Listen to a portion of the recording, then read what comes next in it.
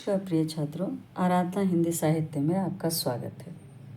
निंदा रस हरिशंकर प्रसाई द्वारा रचित, जो कि एक हास्य व्यंग साहित्यकार माने जाते हैं। निंदा रस से तात्पर्य है कि किसी व्यक्ति की निंदा करके या उसकी बुराई करके मिलने वाले आनंद से है।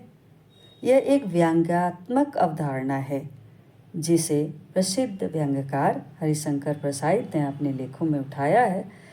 यहाँ वो दर्शाते हैं कि मनुष्य दूसरों की कमियों को ढूंढकर उसका दोषारोपण करके बड़ा ही आनंद का अनुभव करता है, प्राप्त करता है। और कहा है कि निंदा करने वाले लोग खुद को दूसरों से बेहतर और संतुष्ट महसूस करते हैं। वह उनके अनुसार वो किसी खेल को खेलने में जो आनंद आता है, उसी तरह से निंदा करने में भी उन्हें आनंद का लाभ मिलता है। यह निंदा करने वाले व्यक्ति को शारीरिक और मानसिक रूप से थका देती है। यह एक आदत बन जाती है जिसे छोड़ना मुश्किल हो जाता है। लेखक के अनुसार ये टिक्टोनिक का काम करती है। और लेखक से मिलने एक दिन उनका मित्र भी आया और उसी पर उन्होंने इस लेख को लिखा है। कई महीने बाद आए थे। चाय पीकर अखबार देख रहा था कि वे तूफान की तरह कमरे में घुसे। साइक्लोन की तरह मुझे अपनी भुजाओं में जकड़ा, जो मुझे धृतराष्ट्र की भुजाओं में जकड़े भीम के पुतले की याद आ गई। यह धृतराष्ट्र की ही जकड़ थी। अंधे धृतराष्ट्र ने टटोलते हुए पूछा, कहाँ है भीम? आ बेटा, तुझे कलेजे से लगा लूं। और जब भीम का पुतला उनकी जकड़ में आ गया तो उन्होंने प्राणघाती स्नेह से उसे जकड़ कर चूर कर डाला। ऐसे मित्र जो दोस्ताना हरकत करते हैं लेकिन पीठ पीछे उसी की निंदा भी करते हैं, ऐसे मौके पर हम अक्सर अपने पुतले को अंकवार में दे देते हैं और हम अलग खड़े देखते रहते हैं। क से क्या मैं गले मिला? क्या मुझे उसने समेट कर कलेजे से लगा लिया? हरगिज नहीं।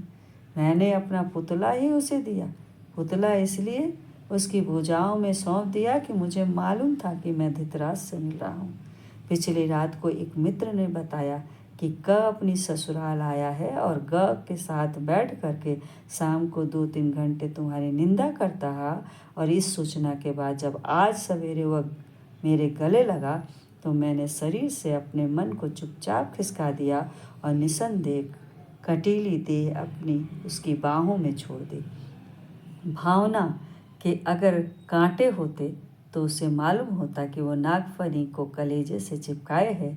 छल का धृतराष्ट्र जब आलिंगन करे तो पुतला ही आगे बढ़ाना चाहिए। यानी अगर आपको मालूम हो जाए कि अगर कोई ऐसा मित्र है जो कपटी है, छल करता है, पीठ पीछे आपकी निंदा करता है, तो उसके साथ ऐसा ही व्यवहार करना चाहिए कि सामने आप दिखाएं, पुतला आगे कर दे। पुतले का मतलब है कि आप अपने आप को उसके सामने मित्रवत व्यवहार करिए, लेकिन अपना सर्वस्व उसके साथ क्या है, साझा ना करें।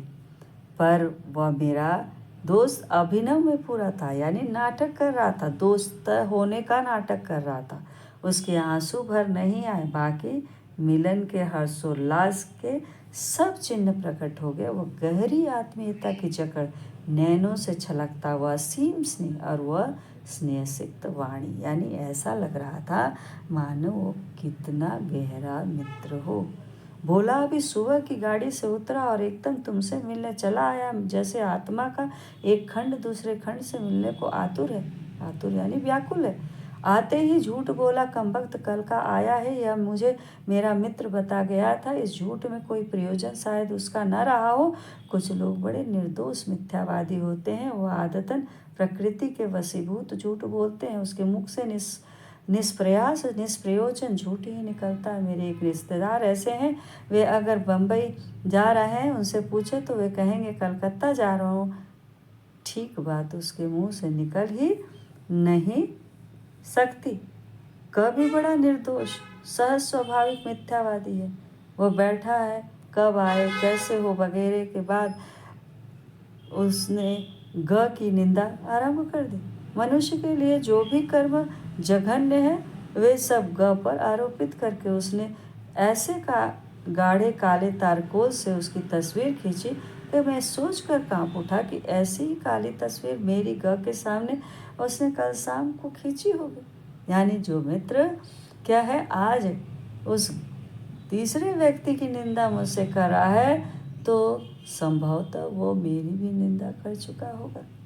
सुबह की बातचीत में ग प्रमुख विषय था, फिर भी जिस परिचित की बात निकल आती उसी को 4-6 वाक्यों में धराशायी करके वो पढ़ लेता। अद्भुत है मेरा यह मित्र, उसके पास दोषों का कैटलॉग है, यानी दूसरों के दोष निकालने का पूरा कैटलॉग, यानी कच्चा चिट्ठा भरा हुआ है। मैंने सोचा कि जब वह हर परिचित की निंदा कर रहा तो क्यों न मैं लगे हाथों विरोधियों की गत उसके हाथों करा लूं। मैं अपने विरोधियों का नाम लेता गया, वो उन्हें निंदा की तलवार से काटता चला, जैसे लकड़ी चीरने की आरा मशीन के नीचे मजदूर लकड़ी का लट्ठा खिसकाता जाता है और वो चीरता जाता है, वैसे ही मैंने विरोधियों के नाम एक एक करके खिसकाए और वो उन्हें काटता गया। कैसा आनंद था! दुश्मन को रण क्षेत्र में एक के बाद एक काट कर गिरते देख कर योद्धा को ऐसा ही सुख होता होगा। मेरे मन में गत रात्रि के उस निंदक मित्र के प्रति मैल नहीं रहा। दोनों एक हो गए। भेद तो रात्रि के अंधकार में ही मिटता है, दिन के उजाले में भेद स्पष्ट हो जाते हैं। निंदा का ऐसा ही भेदनाशक अंधेरा होता है। 3-4 घंटे बाद जब वह विदा हुआ तो हम लोगों के मन में बड़ी शांति और तुष्टि थी। निंदा की ऐसी ही महिमा है। 2-4 निंदकों को एक जगह बैठकर निंदा में निमग्न देखिए और तुलना कीजिए कि 2-4 ईश्वर भक्तों से जो राम धुन लगा रहे हैं। निंदकों की सी एकाग्रता, परस्पर आत्मीयता, निमग्नता भक्तों में दुर्लभ है, बड़ी मुश्किल से मिलता है। इसलिए संतों ने निंदकों को आंगन कुटी छपाए पास रखने की सलाह दी है। निंदक नियरे राखिए आंगन कुटी छपाए। कुछ मिशनरी निंदक मैंने देखे, उनका किसी से बैर नहीं, द्वेष नहीं, वे किसी का बुरा नहीं सोचते, पर 24 घंटे भी निंदा कर्म में बहुत पवित्र भाव से लगे रहते हैं। उनकी नितांत निर्लिप्तता, निष्पक्षता इसी को मालूम होती है कि वे प्रसंग आने पर अपने आप की पगड़ी भी उसी आनंद से उछालते हैं जिस आनंद से अन्य लोग दुश्मन की निंदा इनके लिए टॉनिक होती है ना। ट्रेड यूनियन के इस जमाने में निंदकों के संघ बन गए। संघ के सदस्य जहाँ तहाँ से खबरें लाते और अपने संघ के प्रधान को सौंपते। ये कच्चा माल हुआ, अब प्रधान उनका पक्का माल बनाएगा और सब सदस्यों को बहुजन हिताय मुक्त बांटने के लिए दे देगा। यह फुर्सत का काम है, इसलिए जिनके पास कुछ और न करने को नहीं होता वे इसे बड़ी खूबी से करते हैं। एक दिन हमसे एक ऐसे संघ के अध्यक्ष ने कहा, यार आजकल लोग तुम्हारे बारे में बहुत बुरा कहते हैं। हमने कहा, आपके बारे में मुझसे कोई भी बुरा नहीं कहता।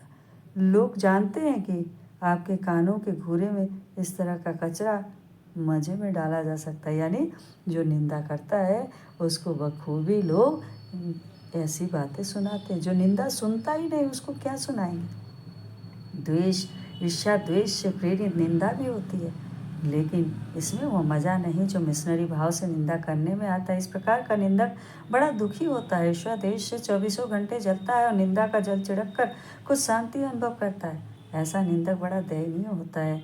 अपनी अक्षमता से पीड़ित वह बेचारा दूसरे की सक्षमता के चांद को देखकर सारी रात स्वान जैसा भोगता रहे, कुत्तों जैसा होता है।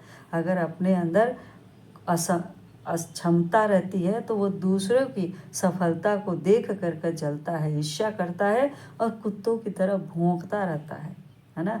ईर्ष्या द्वेष से प्रेरित निंदा करने वालों को कोई दंड देने की जरूरत नहीं है। वे निंदक बेचारा स्वयं दंडित होता है। आप चैन से सोइए और वह जलन के कारण सो नहीं पाता, उसे और क्या दंड चाहिए। निरंतर अच्छे काम करते जाने से उसका दंड भी सख्त होता जाता है। जैसे एक कवि ने एक अच्छी कविता लिखी, ईर्ष्याग्रस्त निंदक को कष्ट होगा, अब अगर एक और अच्छी लिख दी तो उसका कष्ट दुगुना हो जाएगा। ऐसा ही निंदक के साथ होता है। निंदा का उद्गम ही, यानी जहाँ से निकलता है उद्गम स्थान ही हीनता और कमजोरी से होता है। मनुष्य अपनी हीनता से दबता है, वह दूसरों की निंदा करके ऐसा अनुभव करता है कि वे सब निकृष्ट हैं, वह उनसे अच्छा है। वो अपने आप को उत्कृष्ट साबित करने के लिए वो दूसरों की निंदा करता है। उसके अहम की इससे तुष्टि होती है। बड़ी लकीर को कुछ मिटाकर छोटी लकीर बड़ी बनती है। ज्यों ज्यों कर्म क्षीण होता जाता है त्यों तो निंदा की प्रवृत्ति बढ़ती जाती है। कठिन कर्म ही ईर्ष्या, द्वेष और उनसे उत्पन्न निंदा को मारता है। इंद्र बड़ा ईर्ष्यालु माना जाता था क्योंकि वो निठल्ला है। स्वर्ग में देवताओं को बिना उगाया अन्न, बनाया महल, बिन बोए फल मिलते हैं। अकर्मण्यता में उन्हें अप्रतिष्ठित होने का भय बना रहता है। इसीलिए कमी मनुष्यों से उन्हें ईर्ष्या होती है। निंदा कुछ लोगों की पूंजी होती है। बड़ा लंबा चौड़ा व्यापार फैलाते हुए इस पूंजी से कई लोगों की प्रतिष्ठा ही दूसरों की कलंक कथाओं के पारायण पर आधारित होती है। बड़े रस विभोर होकर वे तिस की सत्य कल्पित कलंक कथा सुनाते हैं और स्वयं को पूर्ण संत समझने की तुष्टि का अनुभव करते हैं। आप इनके पास बैठिए और सुन लीजिए, बड़ा खराब जमाना आ गया है, तुमने सुना फला और अमुक। अपने चरित्र पर आंख डालकर देखने की उन्हें फुर्सत नहीं होती। एक कहानी याद आ रही है। एक स्त्री किसी सहेली के पति की निंदा अपने पति से कर रही है। वो बड़ा उचक्का दगाबाज आदमी है, बेईमानी से पैसे कमाता है। कहती है मैं उस सहेली की जगह होती तो ऐसे पति को त्याग देती। तब उसका पति उसके सामने यह रहस्य खोलता है कि वह स्वयं बेईमानी से इतना पैसा कमाता है। सुनकर स्त्री स्तब्ध हो जाती है, यानी आश्चर्य हो जाती है। क्या उसने पति को त्याग दिया? जी हाँ, वह दूसरे कमरे में चली गई। कभी कभी ऐसा भी होता है कि हमसे जो करने की क्षमता नहीं है वह यदि कोई दूसरा करता है तो हमारे पीले पीले अहम को धक्का लगता है, हम में हीनता और ग्लानि आती है। तब हम उसकी निंदा करके उससे अपने को अच्छा समझकर संतुष्ट करते हैं। उस मित्र की मुलाकात के करीब 10-12 घंटे बाद यह सब क्या था मन में आ रहा है। अब कुछ तटस्थ हो गया हूँ। सुबह जब उसके साथ बैठा था तब मैं स्वयं निंदा के काला सागर में डूबता उतरता था, कल्लोल कर रहा था। बड़ा रस है न निंदा में।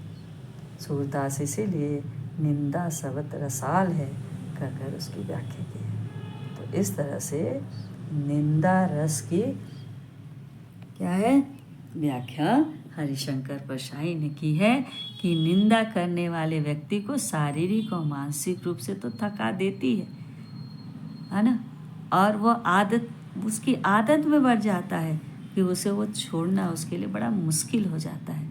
इसलिए लेखक यह भी सलाह देते हैं कि निंदक के प्रति कभी कभी सहनशील और समझदार होना चाहिए, क्योंकि निंदा के पीछे छुपी हुई जो मनोवैज्ञानिक पहलुओं से वो जुड़ी होती है।